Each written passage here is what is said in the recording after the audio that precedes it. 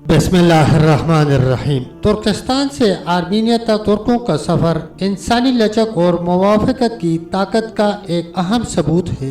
یہ ایک ایسی کہانی ہے جو نہ صرف ہجرت کے ثقافتی مضمرات پر روشنی ڈالتی ہے بلکہ تنوع کو سمجھنے اور قبول کرنے کی اہمیت کو بھی اجاگر کرتی ہے۔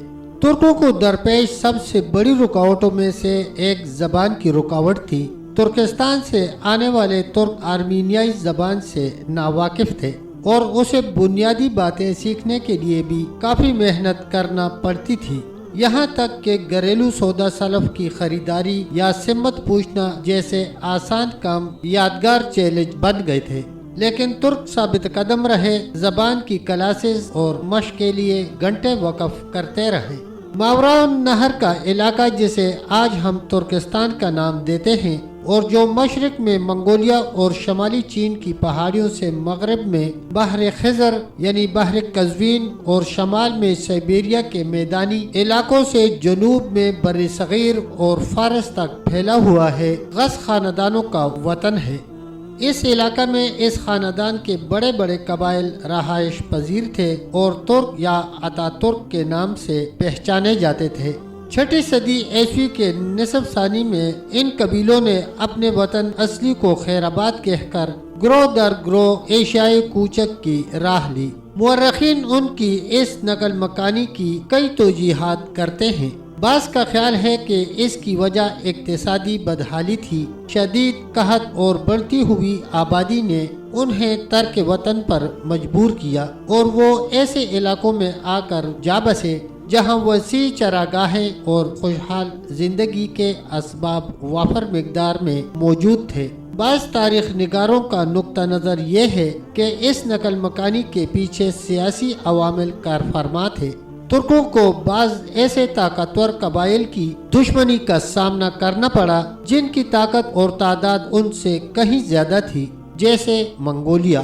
اس دشمنی سے بچنے کے لیے انہوں نے ترکستان کو چھوڑ کر ایک ایسے علاقہ کی راہ اپنائی جہاں وہ امن و آشتی کی زندگی بسر کر سکتے تھے۔ یہ رائے ڈاکٹر عبداللطیف عبداللہ بن دہیش کی ہے۔ لہٰذا منگولیوں کی دشمنی سے بچنے کے لیے ان قبیلوں نے مغرب کی راہ لی اور دریائے جیہون کے قریبی علاقوں میں بس گئے، جہاں سے بعد میں وقتاً فوقتاً تبرستان اور جرجان آئے اور یہاں بود و باش اختیار کر لی۔ اس طرح ترک ان اسلامی علاقوں سے قریب ہو گئے جن کو مسلمانوں نے 641 عیسوی میں مارکا نہاون اور فارس میں دولت ساسانیہ کے سقوط کے بعد فتح کیا تھا۔ 642 عیسوی کو اسلامی فوجوں نے باب کے علاقوں کی طرف پیش قدمی کی تاکہ ان علاقوں کو فتح کریں۔ یہ وہ علاقے تھے جن میں ترک سکونت پذیر تھے۔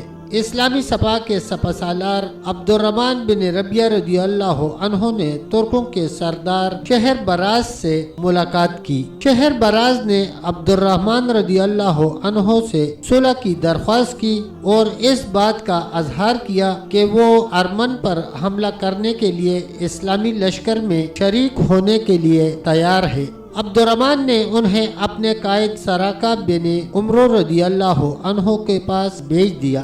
شہر براز نے سراقہ سے ملاقات کی اور ان سے اپنی خدمات پیش کرنے کے سلسلہ میں بات کی۔ سراقہ نے ان کی پیشکش کو قبول کر لیا اور اس بارے ایک عریضہ حضرت عمر بن خطاب رضی اللہ عنہ کے نام تحریر کیا اور انہیں اس بارے اطلاع دی۔ حضرت عمر فاروق رضی اللہ عنہ نے بھی سراقہ کی رائے سے اتفاق کیا اور اس کے بعد مسلمانوں اور ترکوں میں باقاعدہ معاہدہ طے پا گیا۔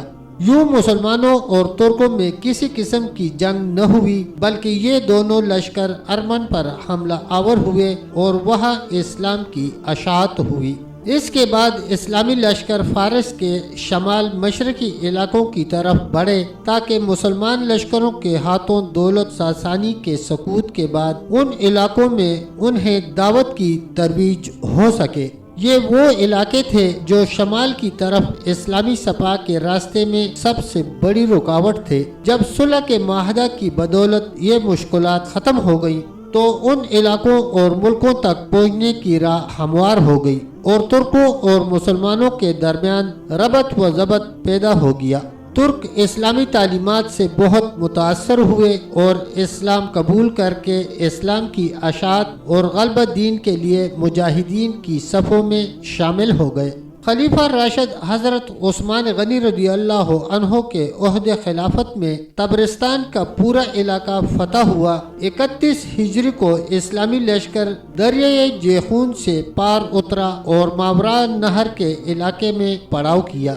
उस इलाके के तुर्क जोक दर जोक इस्लाम में दाखिल हुए और इस्लाम का दिफा करने और खुदाई पैगाम को पूरी दुनिया में फैलाने के लिए जहादी सरगर्मियों में शरीक हो गए। तब तक दोस्तों इतना ही, मिलते हैं इंशाल्लाह वीडियो के अगले हिस्से के साथ। तब तक के लिए अल्लाह हाफिज, अल्लाह निगहबान।